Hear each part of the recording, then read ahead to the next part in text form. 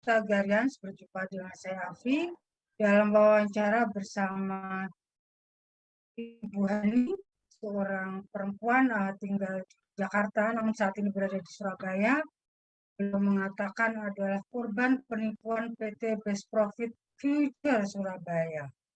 Kalau kita telusuri di internet, di websitenya, PT Best Profit Future merupakan perusahaan pialang berjangka resmi yang terdaftar di Badan Pengawas Perdagangan Berjangka Komoditi atau BAPEPTI sejak tahun 2004. Anggota dari PT Bursa Berjangka Jakarta dan PT Clearing Berjangka. PT Best Profit Future memiliki 10 kantor operasional di Indonesia, antara lain Jakarta 2 kantor, Bandung, Surabaya, Malang, Medan, Banjarmasin, Pontianak, Jambi, Pekanbaru, dan Bandar Lampung. Beberapa waktu lalu, Tagar TV juga mewawancarai beberapa orang yang menjadi korban perusahaan ini. Nah, sekarang Bu Hani datang dan mengadukan nasibnya. Bu Hani sedang mencari keadilan selama setahun terakhir. Kita sapa dulu Ibu Hani. Selamat sore, Bu. Sore, Oke, Ibu, kita mulai dari awal ya, Ibu. ya. Bagaimana Ibu mengenal Best Profit Future dan bagaimana Ibu join? Siapa yang mengajak Ibu? Awal mulanya bagaimana? Sejak kapan? Eh, saya join di Surabaya dengan apa namanya orang yang memang kenal dengan saya ya. Eh, jadi saya benar-benar nggak ngerti ini perusahaan apa. Dia bilang BPF Best Profit Best Profit. Saya benar-benar nggak paham tentang apa itu. Dia menjelaskannya itu keuntungan aja. Siapa ya di sini yang nggak tertarik dan keuntungan di dalam kondisi corona ya, usaha pajak kan pasti lagi nggak bagus ya, 1 tahun lalu kan. Nah, saya ikut, karena mereka menjanjikan kepada saya uang itu aman. Ini investasi emas, tapi di dalam dunia maya. Kita sebagai perempuan tahulah emas ya, gitu kan. Saya pikir, ya ini mereka bilangnya ini, ibu jual beli emasnya di dunia maya, gitu. Ya, waktu itu kan lagi tren-trennya aplikasi kayak OVO, Tokopedia, Shopee, gitu ya. Saya pikir ya seperti itulah, gitu kan. Ya, saya singkat cerita tertariknya karena, mereka menjanjikan bahwa ini ada pengawasan dari pemerintah, terus ini investasi dijamin pemerintah, aman, dan modal bisa ditarik kapanpun juga. Dan modal diawasi oleh Bapepti. Saya nggak tahu Bapepti itu apa, gitu loh. Kemudian, karena mereka menjanjikan ini dana bisa ditarik kapanpun dan aman, karena ini investasi yang prospek menurut saya ya, karena saya pikir, karena perempuan kan taunya kalau usaha gold itu bagus ya, gitu. Mereka nggak bicarain masalah apapun, ditunjukkan, perusahaannya dan apa, saya bilang, "Kayak apa sih? Saya kok nggak paham jual beli secara online itu." Nggak dikasih sama sekali. Nah, ketika saya mau udah join, disuruh transfer dulu. Saya bilang, "Loh, saya kok disuruh transfer dulu? Saya kan harus tahu dulu apa yang saya beli akadnya, kok nggak jelas gini?" Gitu. Tapi sepertinya saya kok nggak paham ya kenapa saya transfer, mungkin ada kalau bilang ya mungkin, seperti kegendam ya atau apa ya, tiba-tiba saya disuruh transfer. Nah, saya transfer, ketika transfer saya besoknya itu dimintai ketemuan. Ketemuan Excelso, ini ada buktinya ketemuannya di Excelso, ini ada semua buktinya itu sudah tak kasih tahu. Di situ ini tanda tangan saya sudah join-nya. Nah, saya dikasih ini karena saya percaya berarti ini uang kapanpun bisa ditarik, kata dia gitu. Saya udah transfer juga. Nah, itu. Berapa Ibu transfer? 100 juta. Itu tahun berapa tanggal? Eh, saya transfer tanggal 10 Juli 2020. Oke. Hmm. Siapa Kemudian yang menyuruh Ibu transfer itu? Senior manajernya yang namanya Mbak Dina. Mbak Dina, Itu karena marketing yang saya kenal itu di-cut sama Mbak Dinanya. Jadi Mbak Dina tiba-tiba menghubungi saya. Saya bilang, loh, kok Kak, ini siapa?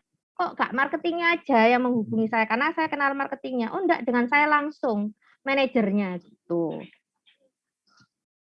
itu manajer asli ya, Bu, bukan ngaku-ngaku manajer PT tersebut ya.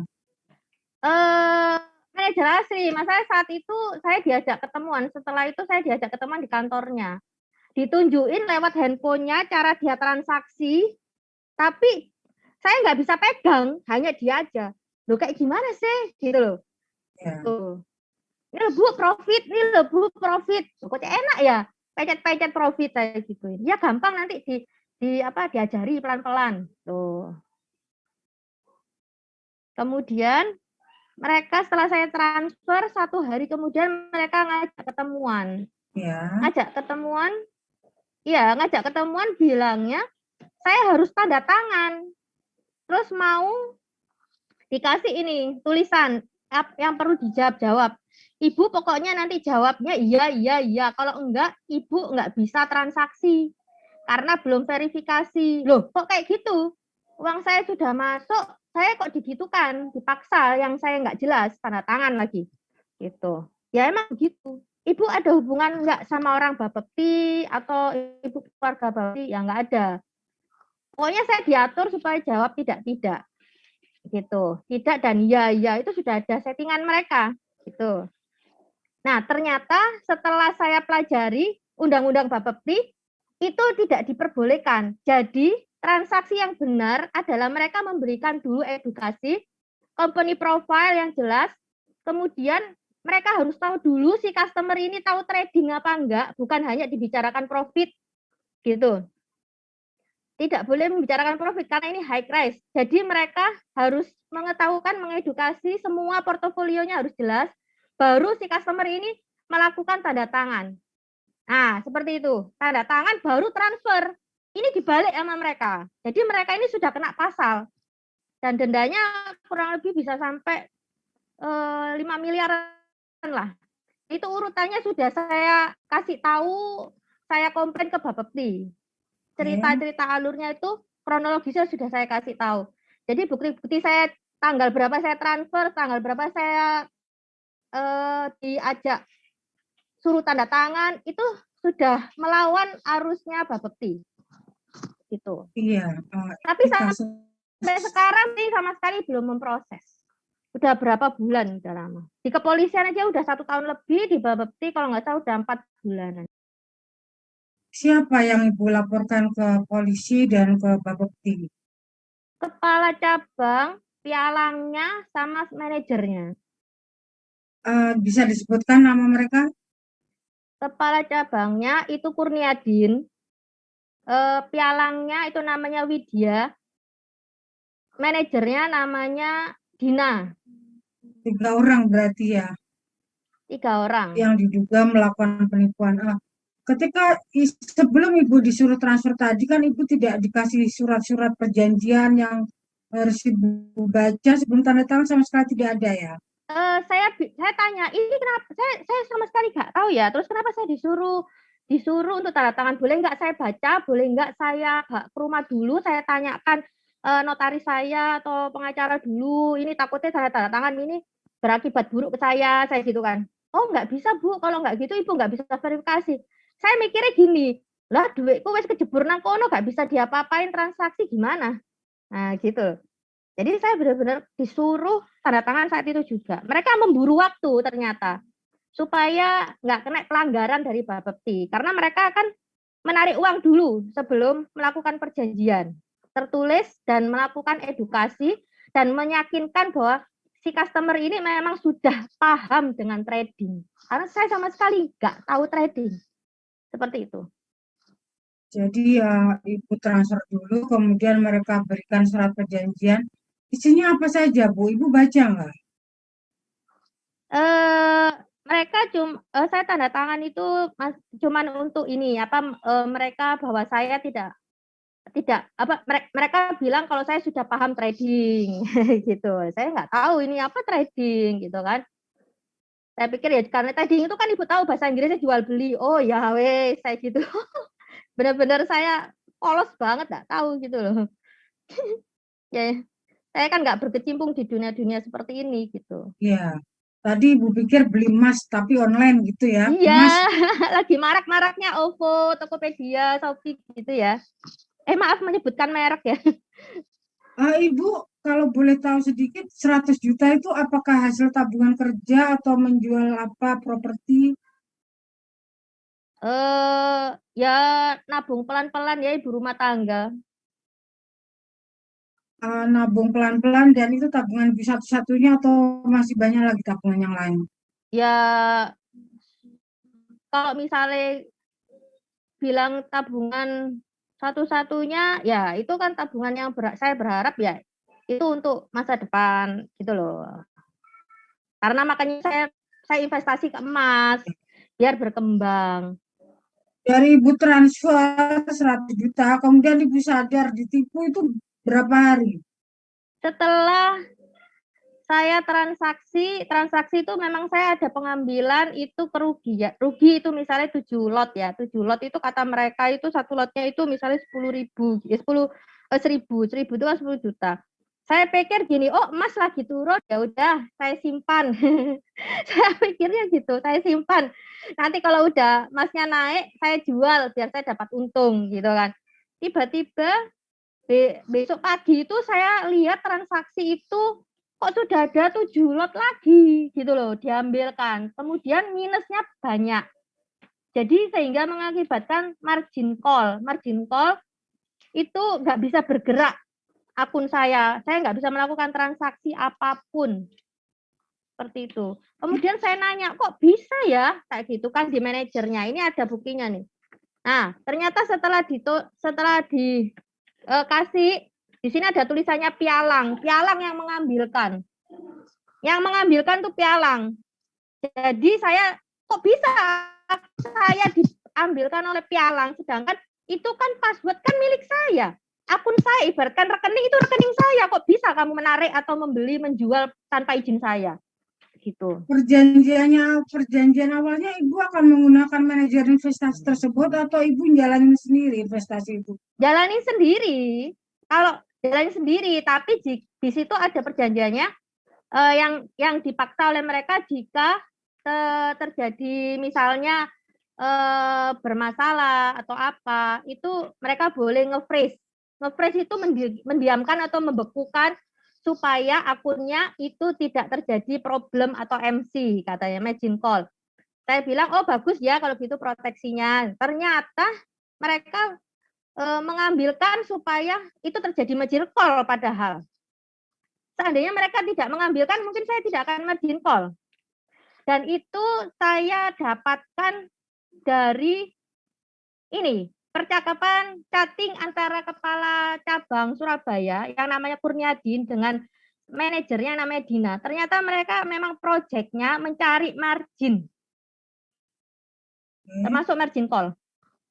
Padahal kita satu kali transaksi, satu lot udah bayar fee menggunakan jasa mereka perantara sebagai pialang atau broker atau subbroker, itu satu lotnya saya bayar 300.000. Ya. Uang Ibu 100 juta itu habis minus dalam waktu berapa hari? 2 minggu. 2 minggu menjadi rugi dan hilang gitu saja ya.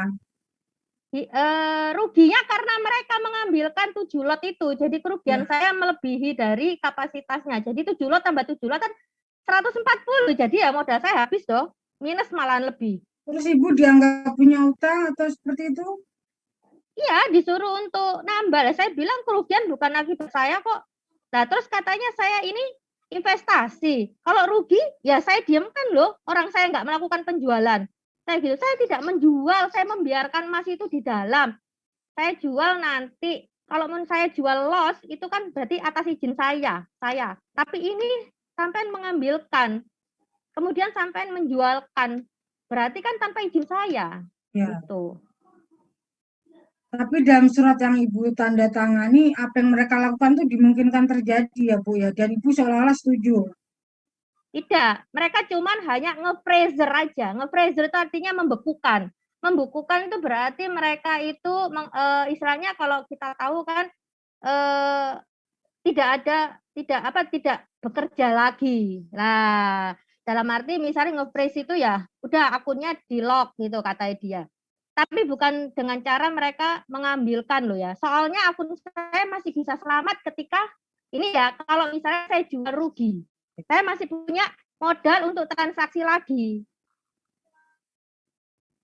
Ibu kan merasa tertipu, merasa ditipu.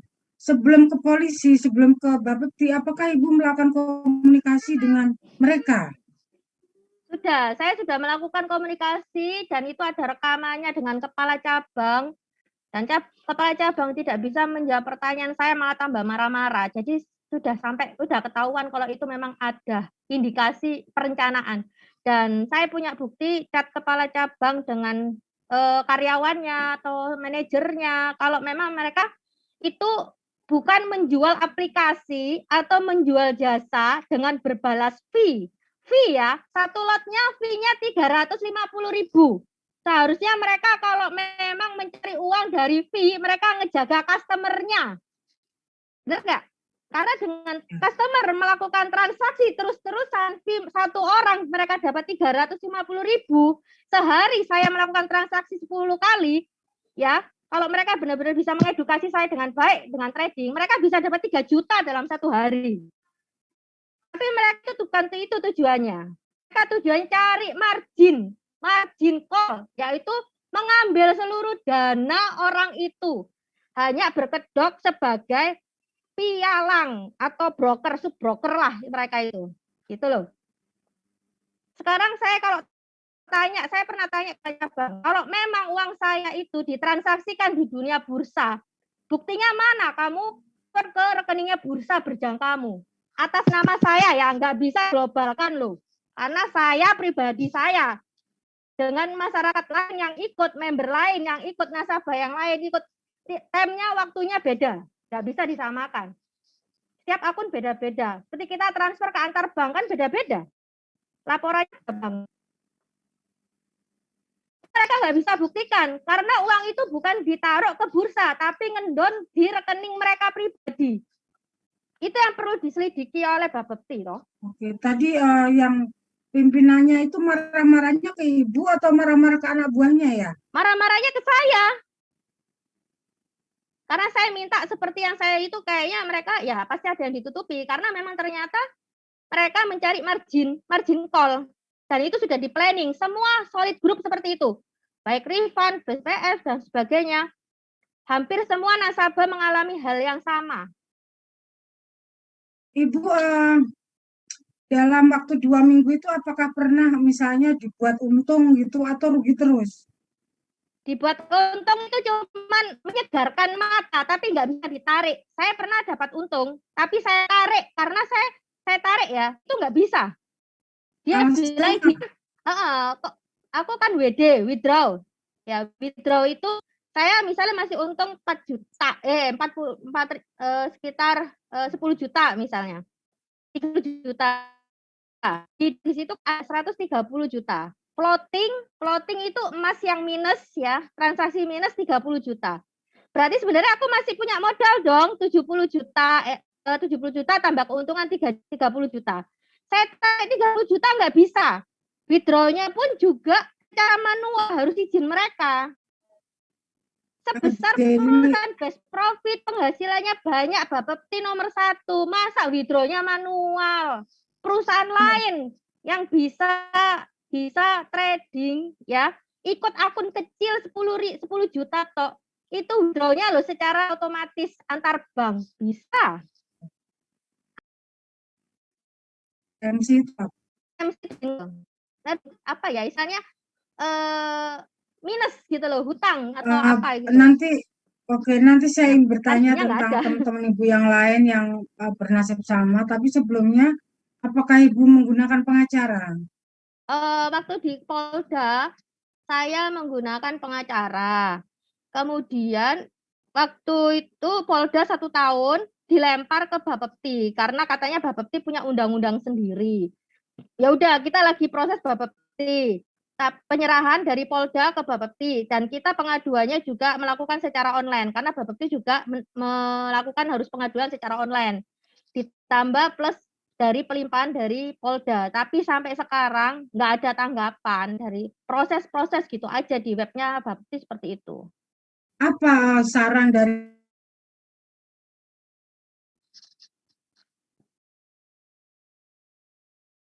pengacara yang sebaiknya pada saat Ibu menggunakan pengacara menyarankan apa untuk membantu Ibu? Pertama pengacara itu yakin bahwa itu unsurnya ada pidananya ya. Karena pembobolan bank, ITE. Sebenarnya sudah tepat. Tapi ternyata undang-undang Bapepti itu ada sendiri.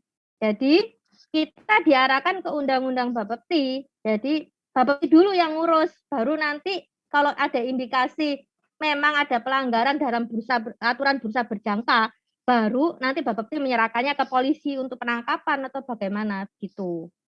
Dan hanya dijawab dalam proses ya, gitu ya, Bu, ya.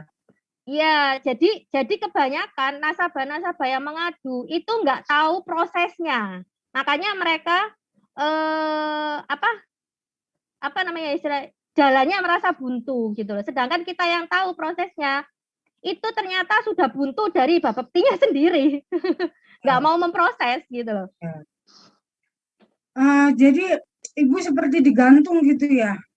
Betul, digantung. Banyak teman saya digantung sama Bapepti sampai mereka menemukan keganjalan bahwa Bapepti seperti ini, seperti itu. Nah, setelah diadukan ke Omnibusman ya, baru Bapepti itu diperingati sama Omnibusman baru bergerak.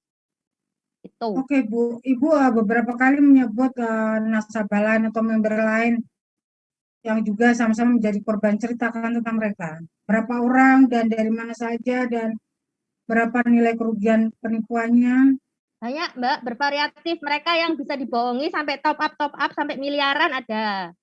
Kalau saya hanya 100 juta disuruh top up saya nggak mau karena saya nanya detail, mereka nggak bisa jawab. Pokoknya Bu Hani top up, kalau mau aman uangnya loh. Bukan kesalahan saya kok kenapa bisa dibekukan. Seharusnya kalau memang saya disuruh jual rugi, saya jual rugi. Tapi saya masih bisa transaksi lain loh. Daripada saya diminuskan karena perbuatan kalian. Ngapain saya top up? Apakah bisa menyelesaikan masalah? Bisa, gitu katanya.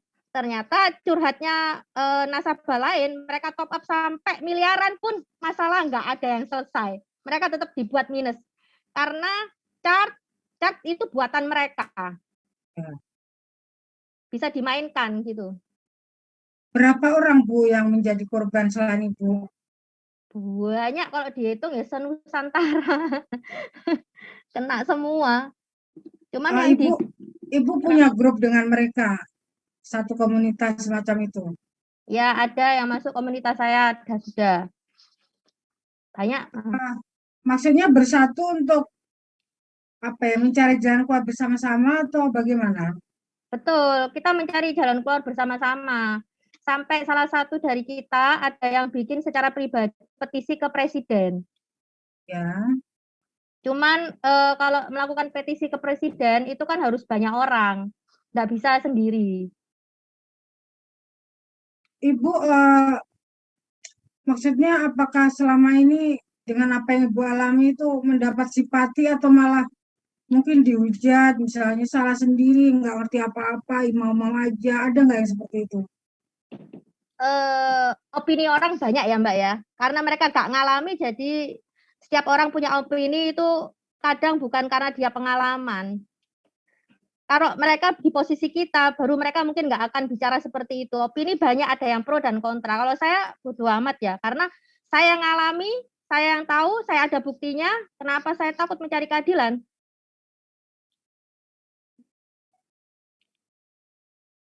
Urusan opini Halo, Ibu orang, Hani. macam-macam saya no problem. Mereka bukan yang menderita kehilangan uang.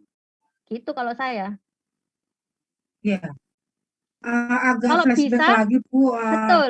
Kalau bisa, ini bisa berhasil memperjuangkan perusahaan itu diadilin, Jadi menghentikan perbuatan zolim kepada masyarakat lain, gitu aja. Iya, iya. Kasihan kalau yang nggak kena, jangan sampai kena, cukup kita-kita aja lah yang dibodohi seperti ini. Ya. Waktu pertama kali Bu saya bertanya lagi, siapa orang yang mendekati Ibu dan menawarkan itu?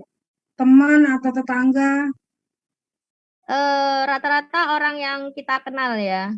Biasanya orang yang kita kenal tujuannya kita kasihan, nolong karena itu baru dapat kerja. Ternyata di sana pun mereka itu nggak digaji dan kerjanya harus malam-malam, harus dapat. Kalaupun dapat nasabahnya margin call sehari, mereka cuma dapat 300.000. Paling nggak sampai 100.000 mereka. Ibu juga seperti itu, maksudnya didekatin orang yang Ibu kenal, terus Ibu karena kasihan terus ikut. Seperti itu, ya seperti itu. Eh, Tapi dia hanya mereferensikan saya aja ya. Sama sekali rata-rata marketing itu hanya mereferensikan. Kemudian di-cut sama senior manajernya yang mengedukasi yang lebih mahir untuk berkata-kata.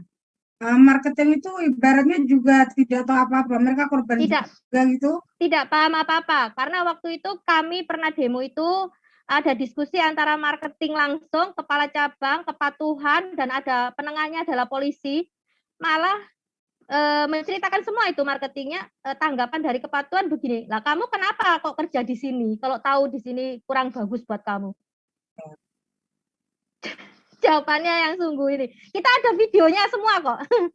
Jadi kalau ngomong ya kita pasti harus ada bukti ya. Oke Ibu, terakhir sebagai closing statement, pesan Ibu apa ke BPF, Bapepti, dan masyarakat? Kalau yang BPF itu saya nggak perlu berpesan karena memang itu sudah niat mereka ya. Tapi Ya. kalau ke Bapepti ya tolonglah, keadilan itu harus ditegakkan. Apapun itu, walaupun itu menguntungkan mereka atau apa, ya harus ditegakkan ini. Gitu loh. Oke, Sebentar, saya bisa kirim kok percakapan antara manajer dengan si kepala cabang, senior manajernya ya. Ini mungkin bisa mewakili semua ya. Kalau mereka itu sebenarnya memang mencari margin, entah itu margin call, entah itu cut loss atau apa, mereka tuh nggak pernah yang namanya rugi. Kita yang rugi, mereka untung. Kita untung, mereka untung. Intinya itu. Kita tetap bayar fee. Mana tuh? Tolong, bentar ya. iya, iya, bisa diperdengarkan suaranya. Mana?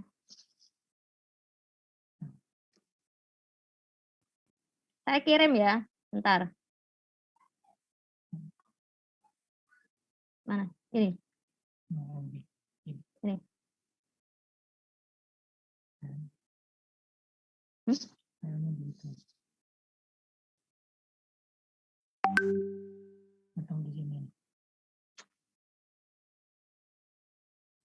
Ini.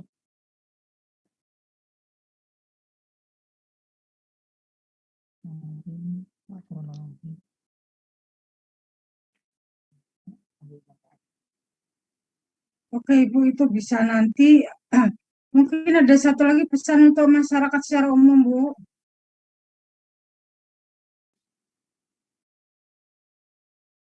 Halo. Untuk masyarakat umum, eh, ya ditolak aja lah kalau ada marketing dari mereka. Saya sudah mengedukasi teman-teman lain yang belum jadi korban. Sering terus mereka juga suka banget ya. Ini aturan dari Bapepti itu nggak boleh menjanjikan profit karena ini high risk ya. Nggak boleh menjanjikan profit dan nggak boleh yang namanya ngasih promo-promo, nggak boleh mengedukasi lewat online ataupun promo-promo lewat online atau apapun yang namanya iklan-iklan itu tentang ini nggak boleh. Tapi mereka melakukan loh. Sampai nanti kalau masuk, ibu kalau masuk sekian saya kasih mobil, saya kasih emas, saya kasih ini, itu banyak yang diiming-iming seperti itu nggak boleh. Terus ngiming-ngiming profit itu juga nggak boleh. Ternyata itu ada pasalnya, penjara dan pasal denda juga ada. Itu semua ada buktinya.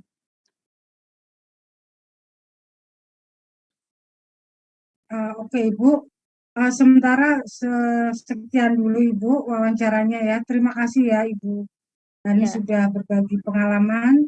Mudah-mudahan mendapat jalan keluar secepatnya ya Bu. ya Mbak. Makasih sama-sama. Semoga kita mendapatkan keadilan ya. Kasihan yang sudah ngalamin. Semoga Ya, yang belum mengalami nggak lebih baik kalau yang belum tahu nggak usah direspon lah. ya, Karena walaupun sudah ada bapeptinya pun nggak menjamin. ya. Demikian Tagarian. Sampai jumpa di lain kesempatan. Iya, terima kasih.